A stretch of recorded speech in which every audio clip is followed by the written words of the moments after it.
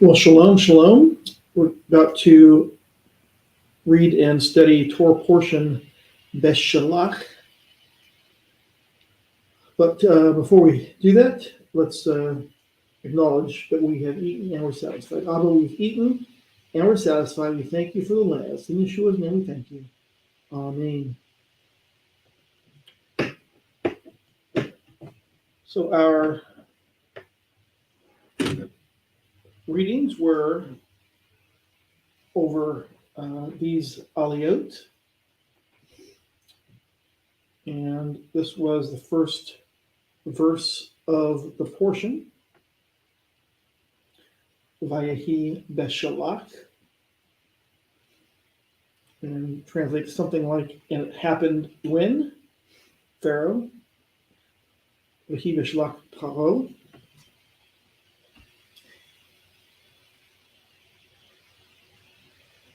And it doesn't seem, one of the reasons I like the art scroll for this translation is that it uses the term shalach as in sent out versus let them go, which I think is more correct. It is not something that it was more passive and letting them go, but it was pushing them out, setting them out to leave. I think that fits the text, fits the grammar of the passage best.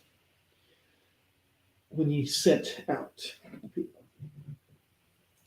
So I don't have a question for this one about how many mitzvot are in the portion. It is really just the one. A couple different translations. It comes from Shemot 16:29, and it is. This is from the Judaica Press Complete Tanakh. It says, "See that the Lord has given you the Sabbath. Therefore, on the sixth day, it gives you bread for 2 days. Let each man remain in his place. Let no man leave his place on the seventh day."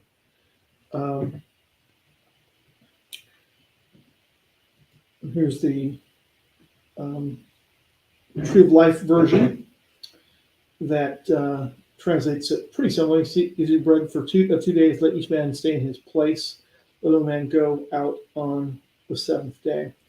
The word there used for in his place is the word makom, is for the word place. Excuse me. If looking at the screen, so it's the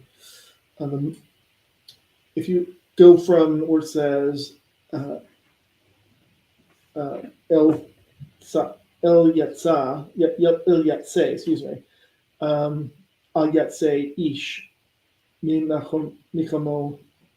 This is the phrase there.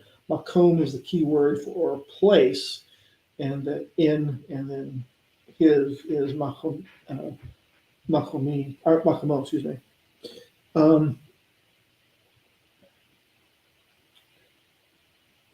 It isn't. So the discussion is what is your place? What is his place? It would be the question to look at. So the context, here's the kind of, this is just the one verse from it.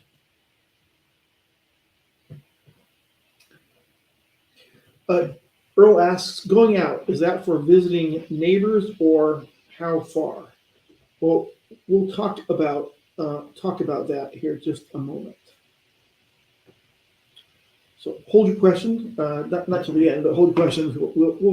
I think we'll at least provide an answer, whether it is the answer you're looking for. We'll see. So the context is from reading verses around 1629. It came about on the seventh day, some of the people went out to gather manna, but they did not find any. The Lord said to Moses, "How long will you refuse to observe my commandments and my teachings? See that the Lord has given you the Sabbath. Therefore, on the sixth day, he gives you bread for 2 days. Let each man remain in his place. Let no man leave his place on the seventh day." So the people rested the seventh day.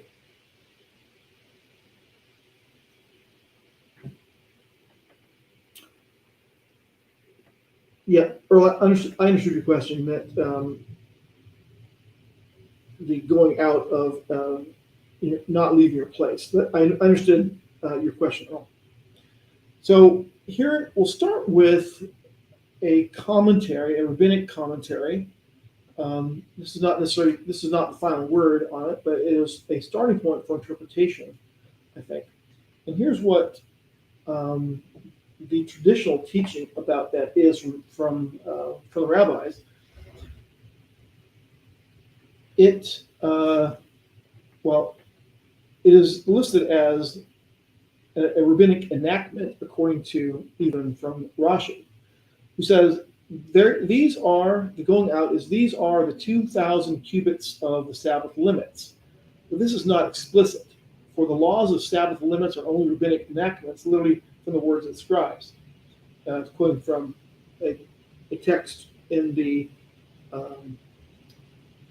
Talmud Bavli, Soda 30b, and the essence of the verse was stated regarding those who gathered the manna.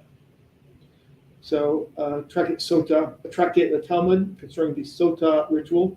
Sota, of course, is the ritual about the woman who is feared to have been committing adultery. The husband is really torn of the jealous husband. So, how far is 2,000 cubits?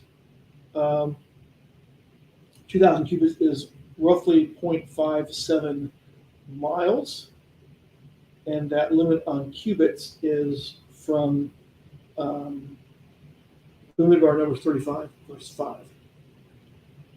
So the 2,000 limits, 2,000 cubit limits, is understood to mean 2,000 cubits outside of your eruv, or your urban area, or your enclosure. In ancient times, it probably would have been outside your city wall. I have a picture of a Scots, the eruv around a city in Arizona, Scottsdale. Whereas the rabbis said 2,000 cubits, according to the Qumran community, they limited it to not 2,000 but 1,000 cubits. But both had a limit of 1,000 or 2,000 cubits of essentially outside of your urban area, or outside of your, in ancient times, your city wall. So here is a graphic of Scottsdale, Arizona's eruv. The inset picture is kind of close up of a pole with the wire around it. And so the wire around the eruv actually stretches for about 40 miles. That perimeter is about 40 miles.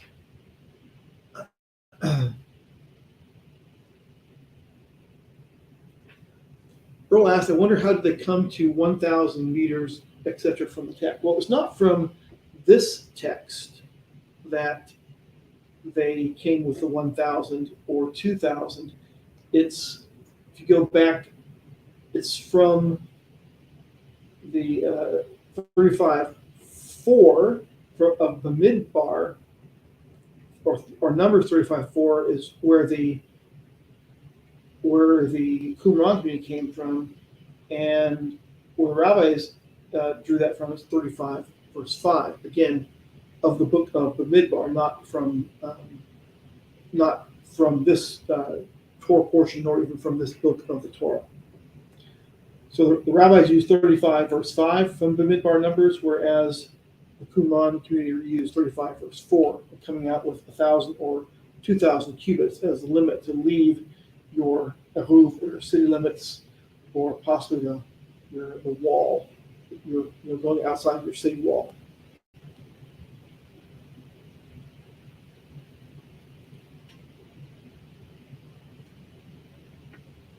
Is that where we get the term Sabbath day's journey? I think it's definitely related to that, and that is my view of where that comes from. And we'll talk a little bit about that when we see the term Sabbath day's journey used, for example, in the book of Acts, and we'll take a look at about how far that is. So if 2,000 cubits would be 0.57 miles, that's where the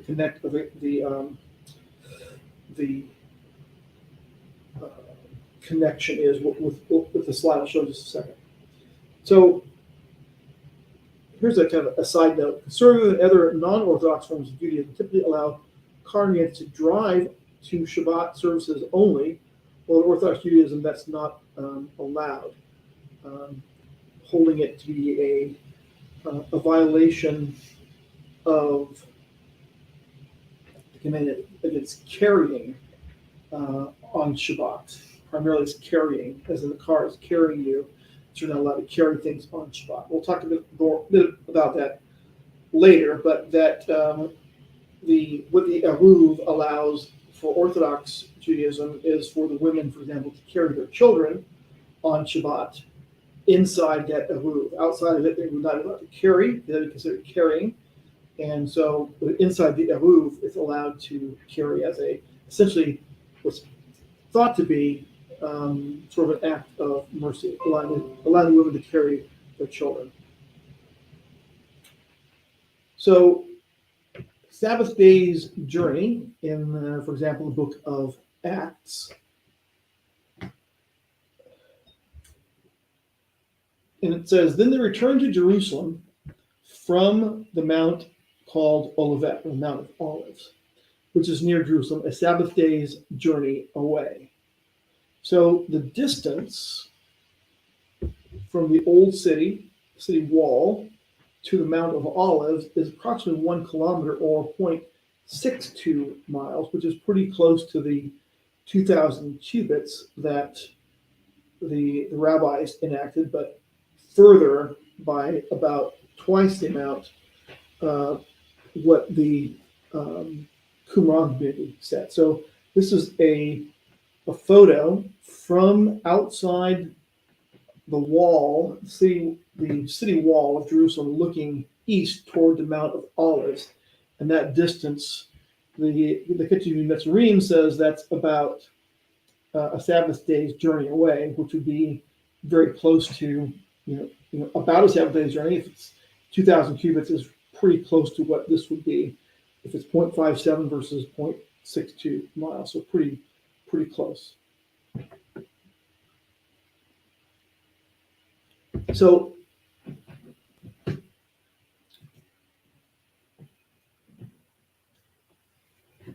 the question might be from that is, well, what should be our halakha? How should we walk out the mitzvah to remain in your place? So we learn from Rashi that this limit was a rabbinic enactment, and that the real command was to not go out of your place in order to do something, to work, essentially, to gather manna on Shabbat and carry that, as Israel's warned not to do. However, the distance was understood. This distance was pretty close to what was understood by the early believers. With Luke wrote the book of Acts, and it was his understanding that the Mount of Olivet, or the Mount of Olives, rather, to the city wall of Jerusalem was about what the rabbi said, about 2,000 cubits, or in this case, 1 kilometer away. One thing that, when you look at that distance of not going out of your place, we can certainly understand that it doesn't mean you can't leave your house, you can't go visit your neighbor. It was essentially leaving your city wall to go outside of your place. And the command at the time, the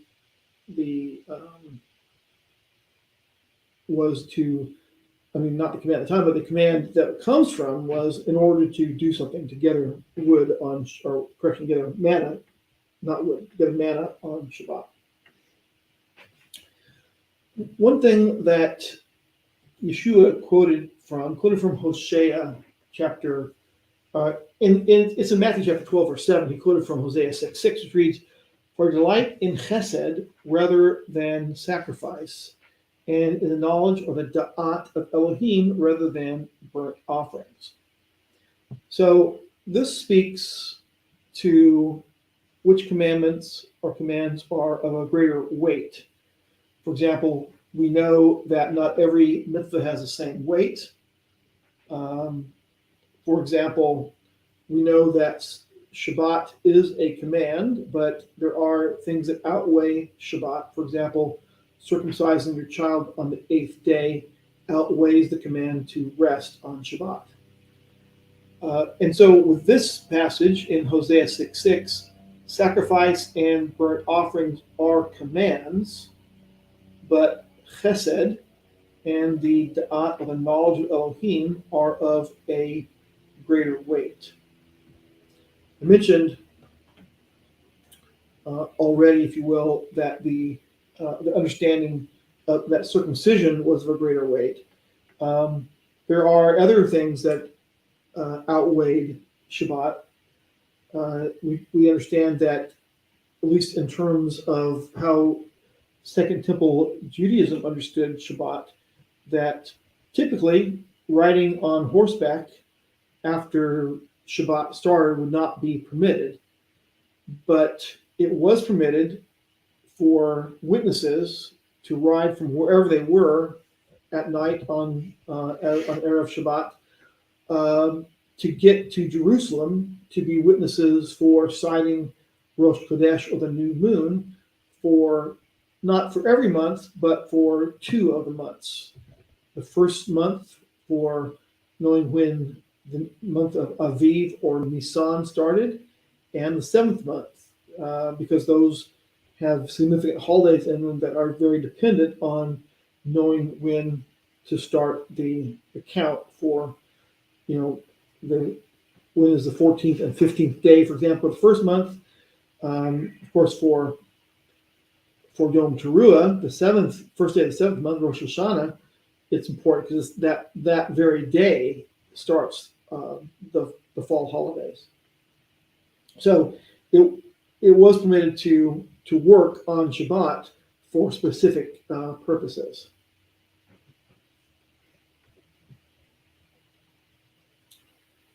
Comment that's interesting about the witness for Rosh Chodesh. So the traditional rabbinic understanding about the command not to carry something is really based on it's not really based on the gathering manna. It's based on not gathering manna and not carrying loads through the Jerusalem gates on Sabbath. That was what was going on with JD says Shabbat Shalom. Shabbat Shalom, JD. The rabbinic understanding about the 2,000 cubit limit and the context of the commands against carrying are not about not carrying your goods through the gates to sell them on Shabbat. And really it's the same mitzvah we're dealing with the actual command of not leaving your place. It's not leaving your place for a particular purpose. The purpose in our Torah portion is to not gather manna on Shabbat. And in Jeremiah 17, it's not to allow carrying of loads through the Jerusalem gates on Shabbat. So both of those commands are about working on Shabbat, and that's what the point of not going out to gather manna and not open your gates in order to allow goods to be bought and sold on Shabbat. And that's really the context of the commands about carrying, and well as a command about not leaving your makom, leaving your place.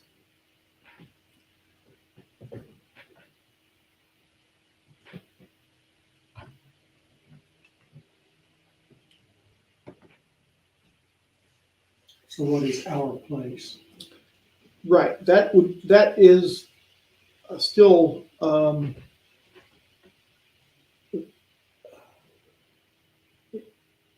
in terms of what the ancient understanding was, it would be your city or your area. But in light of the idea that Yeshua said that chesed and knowledge of Elohim are of a greater weight than sacrifice, and sacrifice for priests is of a greater weight than resting on Shabbat. So there are two things that are of a greater weight than the 2,000 cubit limit, if that is the limit that was understood by the ancients. So driving your car to the Mikra Kodesh, or the sacred assembly, in my view, is permitted on Shabbat because in pursuit of something that is of a greater weight than Shabbat, the knowledge of Elohim. So from this, I conclude this instance is that conservative Judaism seems to understand what is of a greater weight better than Orthodox Judaism in this context. And that's because they allow people to drive on Shabbat in pursuit of the knowledge of Elohim in order to attend that Mikra Kodesh, that set apart assembly. So if Makom is your city or your city area, even if you don't have an eruv around it, a wire around your city, you could say city limits would be a place. But what about going, like for example, someone who is wanting to drive from Rush Springs or from Altus to come to a Mikra Kodesh in Lawton, Oklahoma? Well, I think that given that the leaving your place to gather manna is different than leaving your place in search of seeking the knowledge of Elohim, I think it is allowed to leave your makom, leave your place in pursuit of the knowledge of Elohim, because again, that is a greater weight than resting on Shabbat, and the 2,000 cubit limit was more of an enactment by the rabbis than an actual mitzvah from the Torah. But it does say to not leave your place and to not be gathering, in order to not gather manna. And so I think that gathering manna would be akin to going on your job, so to speak, because that is essentially gathering food. It's the modern way of gathering food from your family would be to work with a job. And so it seems that it would be to not leave your place to go to work, essentially. So would that same logic be for gathering wood?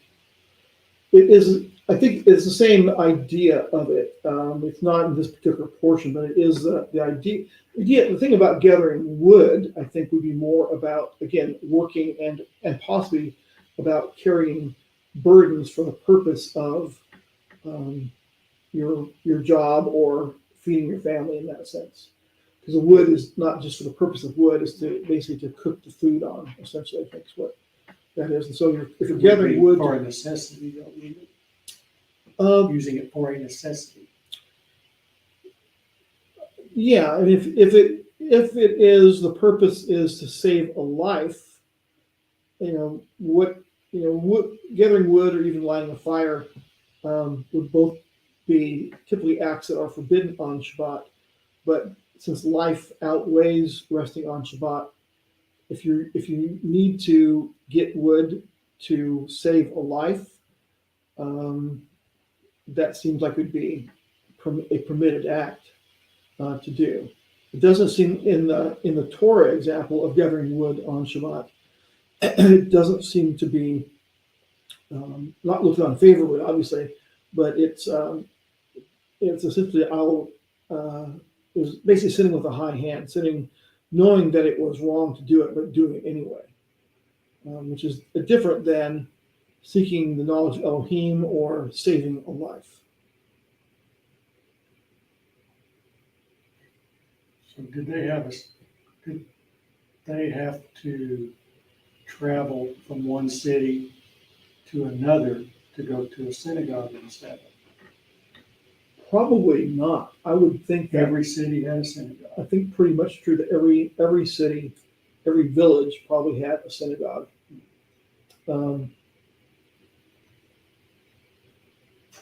I that's my thought. I don't know that for certain, but it seems like they'd be. Well, what archaeology shows is there's a lot of pretty good sized synagogues, even Messianic synagogues in Israel in the early years of the time there. Early years of the Talmudim doing their thing.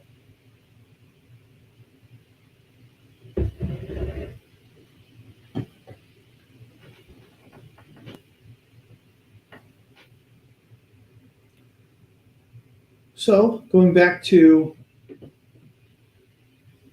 sending the people out, or as some translations do, like say letting the people go, it says that the text of our Torah portion says, lest the people reconsider when they see war and return to Egypt. We talked about this during the reading today, or maybe it was during the fun challenge. But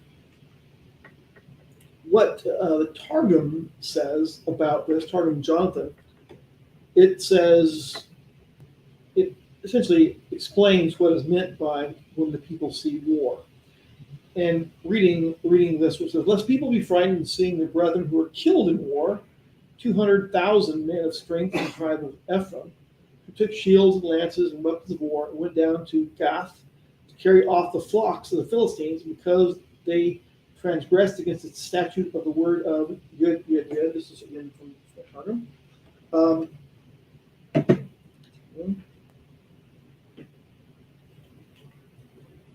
went forth from Mitzrayim 3 years before the appointed end of their servitude. They were delivered in the hand of the Philistines, who killed them. Then it goes on to make a prophetic statement. These are the dry bones which the word of Yah restored to life by the ministry or the hand of Ezekiel or Cheskel in the valley of Dura. So the Targum Jonathan, refers to the dry bones of Ezekiel being those from Ephraim that were killed by the Philistines by leaving too early.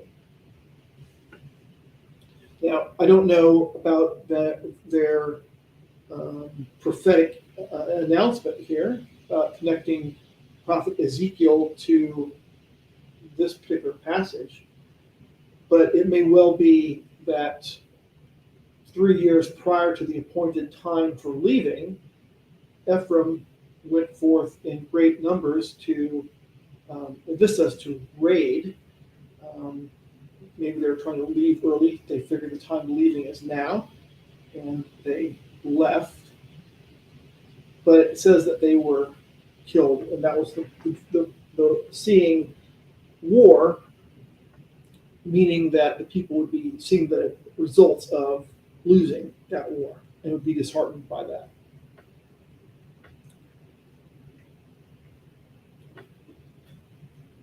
A lot of translations translate the word Yam Suf as sea of reeds. I like how the complete Jewish Bible just says the sea of Suf. It doesn't translate Suf in this passage. But the word Suf or Sufa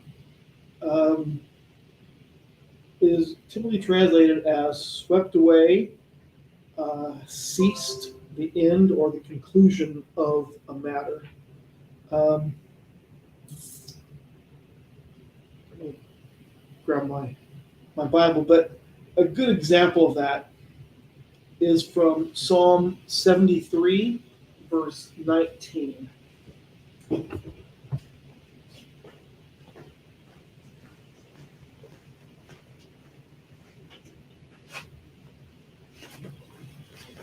Now it said that suf could relate to an Egyptian word for reed. So if it's using it as an Egyptian phrase, yam suf, the suf could be reeds.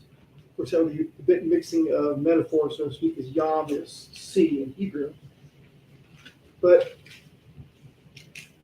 why I think yam suf should be translated as the sea of sweeping away is because you see other places where that word suf or sufa appears, depending on masculine and feminine. 73:19, this is where it says this: how suddenly they were destroyed, swept away by terrors. That the phrase there, swept away, is translated the Hebrew word sufa, in the feminine form. So it seems to me that's a pretty good understanding to call it the sea of sweeping away, Yam Suf, because it's where the Pharaoh's army and his whole army was swept away by the waters.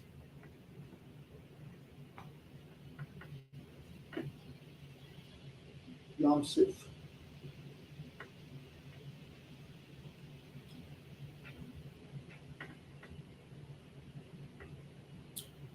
So the cloud, the column of cloud, and the column of fire, the pillar of the cloud and the pillar of fire. Now, according to a mystical text called the Zohar, the pillar of cloud was Chesed, and the pillar of fire was Gevurah, so that Israel was illuminated by Yah, if you will, day and night. You can also look at it as the pillar of cloud walking through the wilderness, walking through the desert, provided shade from the heat of the desert, and the pillar of fire provided light and heat for the camp. It doesn't really talk about that specifically, but we do see that definitely it was part of Israel for all the time they were in the wilderness.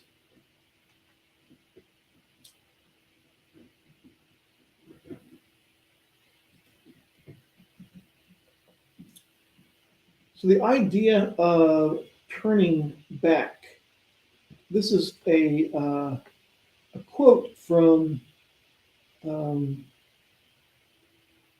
it's really Rashi's commentary, rather, on Shemot 14, verse 1. So if you read 14, verse 1,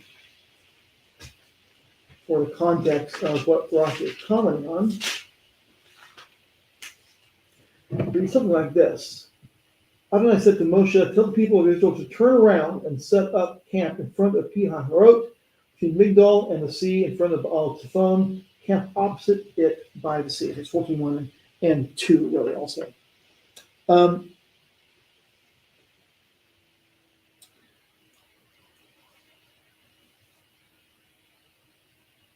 So what Rashi is saying is they essentially were trying to lead Pharaoh astray by this. And that's really what the text says as well. It says, then Pharaoh will, in verse 3, then Pharaoh will say that the people of Israel are wandering aimlessly in the countryside. The desert has closed in on them. So the idea of Rashi's comments are on target in that they were designed to mislead or confuse Pharaoh, and that's essentially what happened.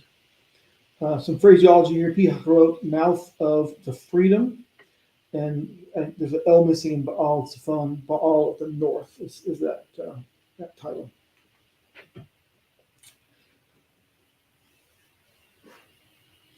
And so Rashi comments that the city that was called Pitom was called Pi Hakarot, since the Israelites came 3 men at that location.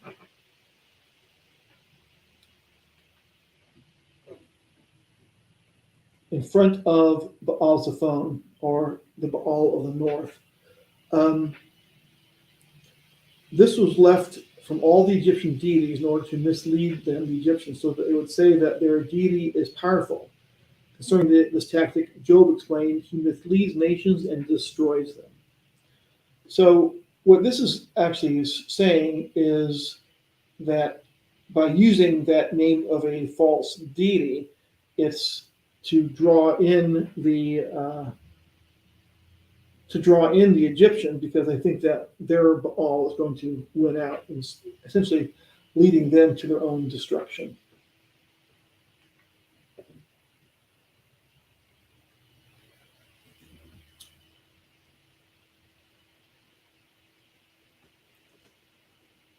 Now, here's an interesting looking at just the grammar used here.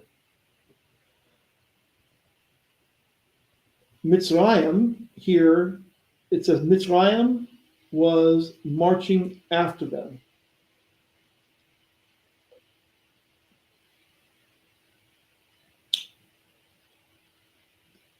Mitzrayim Noseh, excuse me. So what we see then is that Mitzrayim is plural, but Nosea is singular. And so this is kind of a commentary. And behold, Mitzrayim was marching after them, because the name of their guardian angel was Mitzrayim, and Elohim does not cast down a nation before he destroys the guardian angel first. So again, in this commentary, if you will, Mitzrayim, the guardian angel of Egypt, was marching after them. That's what that would say. You could also look at it in the sense that Mitzrayim, you wouldn't have to go that route, but you could say that Mitzrayim as a people, the people of Mitzrayim were marching as a, the people could be a ha'am, for example, would be a singular word. So the people of Mitzrayim were marching after them. You don't necessarily have to go to being a guardian angel to show or to announce that Mitzrayim plural is marching after them, singular. Again, you look at it as with one voice or with one step, so to speak.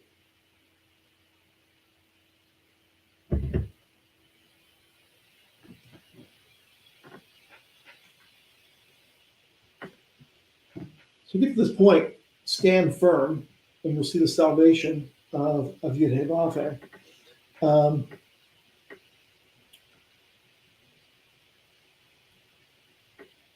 And of course, salvation of is in the construct form Yeshuat. Ureu et Yeshuat Yud-Heh-Vav-Heh. And you will see the salvation of Yud-Heh-Vav-Heh. Re'u, of course, is to see or behold. You behold the salvation, the Yeshua of Yud-Heh-Vav-Heh. Of course, we're at a point here where it's not a time for a long prayer. I think this is a humorous statement. Adonai asked Moshe, "Why are you crying to me? Tell the people of Israel to go forward." What's the problem for you? Yeah, it's not a time for a long prayer. And this is what Exodus Rabbah says. There is a time to pray briefly and time to pray at length. Now it's not time to pray at length. Yeah. What are you waiting for? Yeah. What are you waiting for? Exactly right.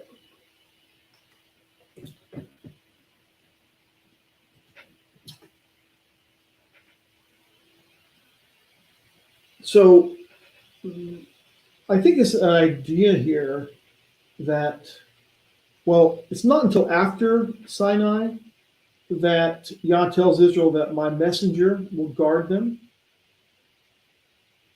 But it seems to me that the my messenger sent later at Sinai would be the same one as the messenger of Elohim who went before the camp of Israel.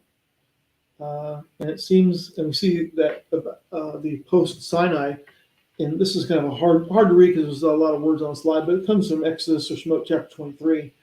Be on guard before him, obey his voice, not rebel against him, for he is not going to pardon your transgression, for my name is in him. And it does make sense to me that this angel sent before the people of Israel would be a pre-incarnate Yeshua that's leading the children of Israel out of Egypt.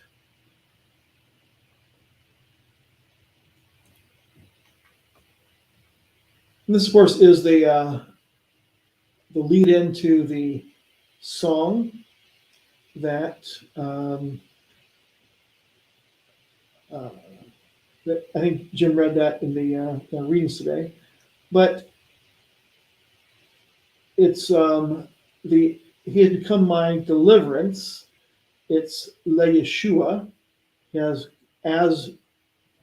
salvation or as deliverance. The Le is to, or let's say as. But this is where that the phrase from the song Yahweh Ish Milchama comes from this passage that says, it translates here and this ISR as a man of battle, but that's where it says Yud He Vav He Ish Milchama,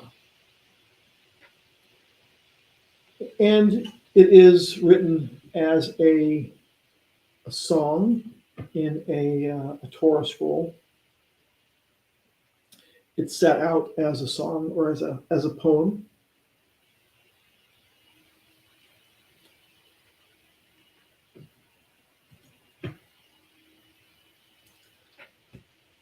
Az Yasir, then they will sing.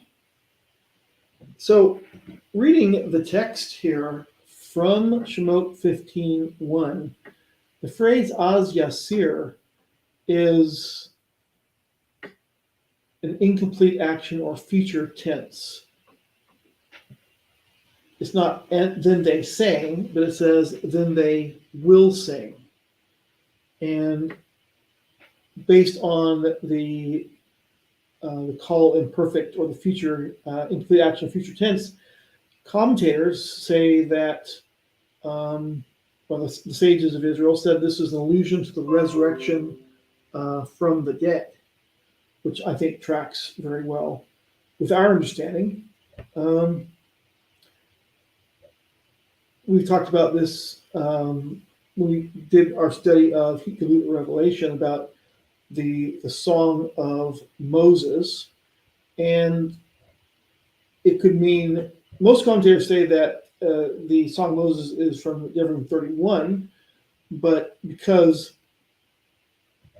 this tense, a future tense, it may be this song that is being sung in Hikalut Revelation chapter 15. The sons of Israel will sing.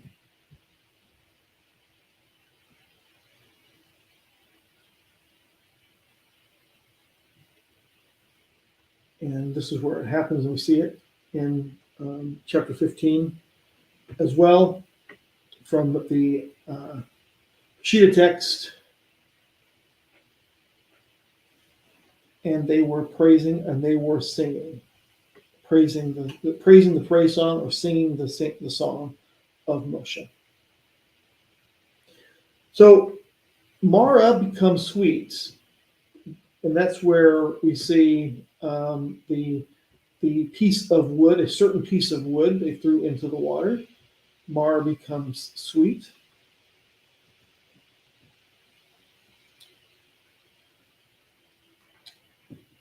And you can look at it in a different sense here. some connection between Mara as bitter water becomes sweet. When we read Hebrew to Revelation chapter 17, we see that many waters represents people groups and groups of peoples, multitudes, and nations and tongues, as it says in the text. Eitz, the Torah, can be a tree. Eitz Chaim, the tree of life. Tree can represent Torah, truth, the branch, Yeshua, and the execution stake or the cross. And 12 comes into this passage because of potentially of the 12 tribes, and 70 elders come to this passage. 70 is not just of elders, but it's also 70 years of exile in Babylon and 70 weeks of Daniel chapter 9, and the 70 being sent out. So lots of potential connections in this passage. We read from Shemot or Exodus chapter 15, verse 23-27 about the water becoming sweet. Looking at it from just the simplest way would be that Yeshua's execution stake makes life sweet and no longer bitter. Of course, that brings life.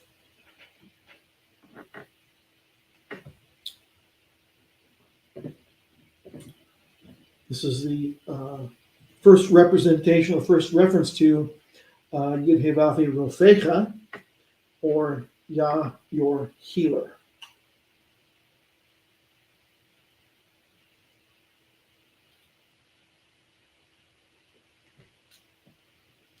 Yah does provide for our needs in the exiles. We read this with manna coming up.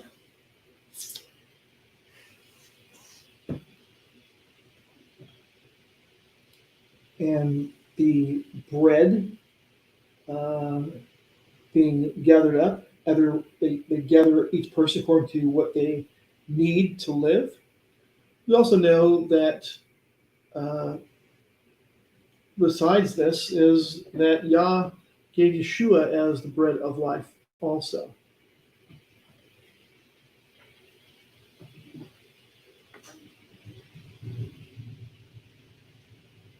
Earl asked a question based on talking about Hebrew Revelation. He says, do you know if the 144,000 are from each tribe? And do we know the tribes? I'm wondering. Well, those we know what the text of Hebrew says about those numbers. We know which tribe people are in. No, we really don't know that. I know that people often feel led to be that they're associated with one tribe or another, but as far as I know right now, there's not a way, besides a special revelation from Yah, to know which tribe you might be from.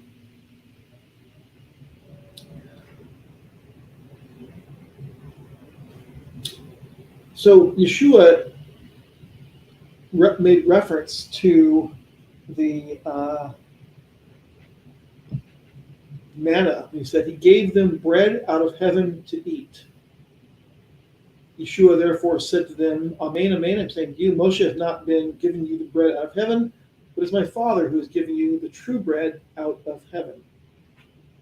Because the bread of the Almighty is that which comes down out of heaven and gives life to one another. Yeshua, they said therefore to him, Adonai evermore, give us this bread. Yeshua said to them, I am the bread of life. He comes to me. He comes to me, no, he shall not have hungered, and the one holding faithful to me, no, he will not ever thirst. Looking at this bread of heaven analogy Yeshua makes, of course, it is accurate to say that Moses did not give the manna. It wasn't Moses that gave the manna, it was Yah gave the manna then. Just as Yeshua says that Yah sent him as bread to bring life to people. So still is Yah giving the Father giving the bread, not Moshe. So we talked a little bit about this earlier. that emunah, the first use of emunah occurs in this passage where it says steady or steadfast. Emunah typically be translated as faithfulness or possibly as faith. But we should understand that with this idea, the first use of the word in Scripture, something to give us perspective of what we're talking about. So, if we look at emunah being steady or steadfast, which is another way of saying faithful, we can see that the word emunah, what it doesn't really translate to, faith or faithfulness, doesn't necessarily translate to having right thoughts or being pious, but it means to be steady or steady, steadfast, unwavering. That's what faithful really means.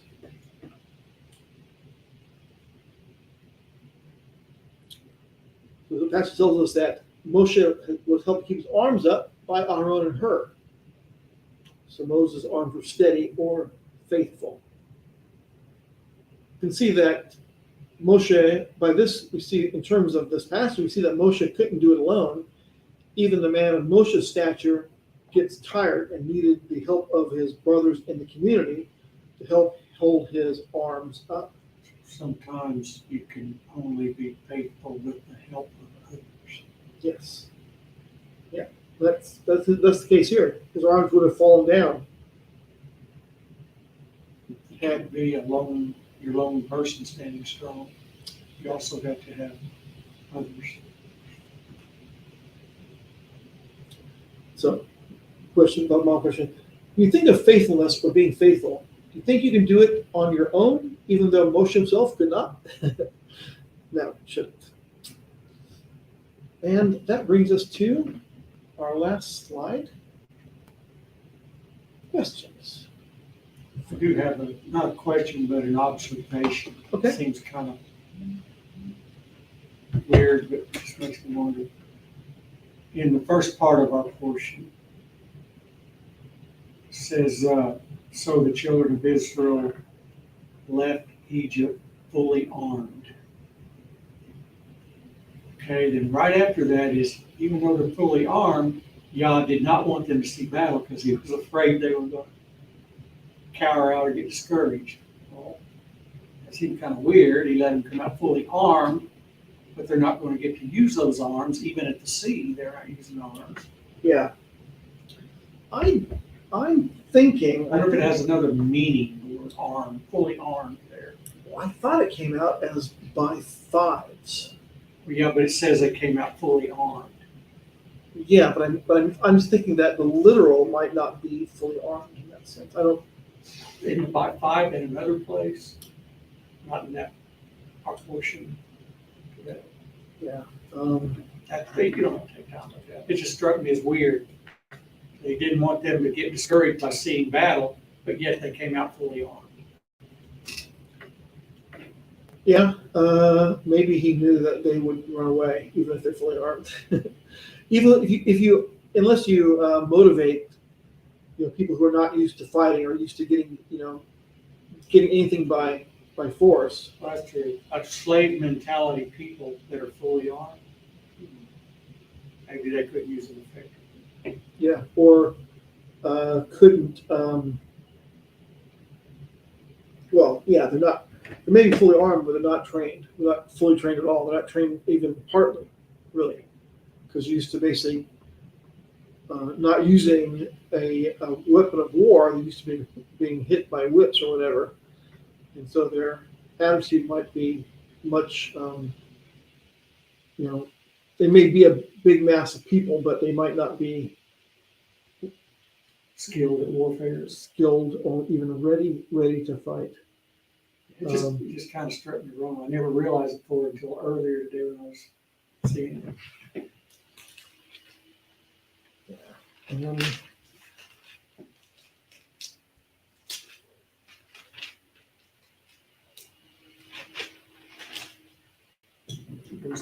first scripture or portion or somewhere in there. Yeah. What's the word? Let's see if I can find it here.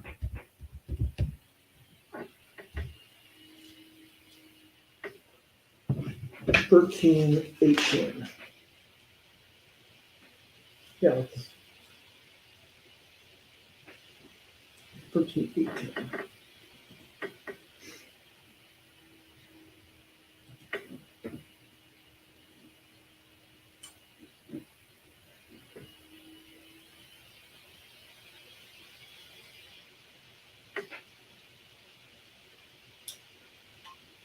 It's still, it uses the word, it's humashim is the word there. For armed. And again, it's to take the fifth part.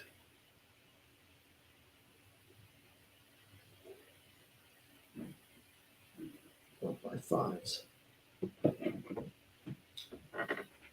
We don't have to dwell on that right now. No, I'm just saying that's, I mean, I still don't know that, well, if fully armed is literal. The New American Standard says in martial array, meaning that they went humashim by fives. Let me show you this. No, they many of them say fully armed or that sense.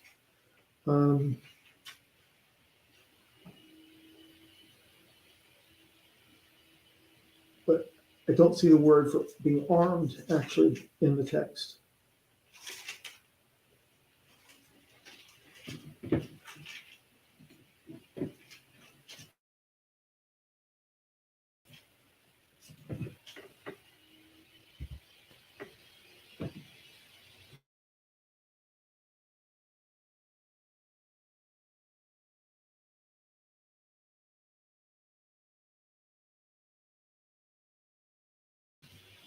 What? Where it start? 13, 17.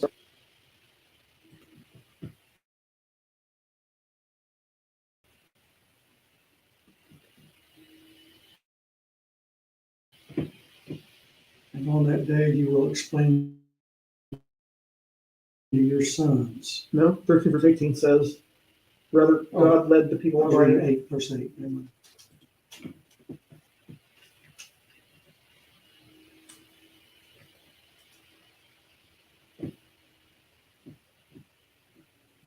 Yeah, mine says in verse 19, the Israelites left Egypt fully armed.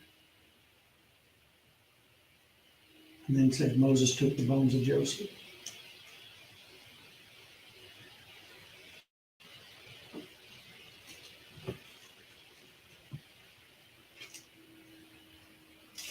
So,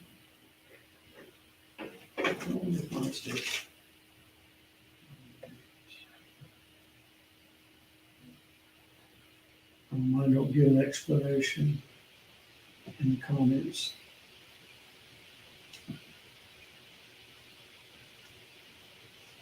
I was thinking it had to be some other meaning for the word armed.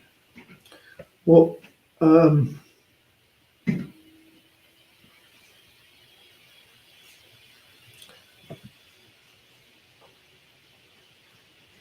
Or maybe it was. the literal meaning of humashim is by fives or possibly divided by fives.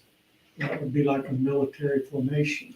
Yeah, then so that's I think why American Standard renders it in martial array by fives. Or Rashi says, in this context, humashim can only mean armed. Well, that's why this version said it in probably. But I don't. I'm just saying the literal meaning of humash is from fives. Humash for a commentary on the Torah is called a humash because it's five. It's in 5 books. So martial array could be the case, marching out in column of fives. unless there's something else. And I that's, wonder where Rashi got the armed. well, he says in this, I mean, it seems like most Bibles translate it as armed, although it's not. I wouldn't think it's the literal meaning of the text, but that's why Rush says in this context can only mean armed.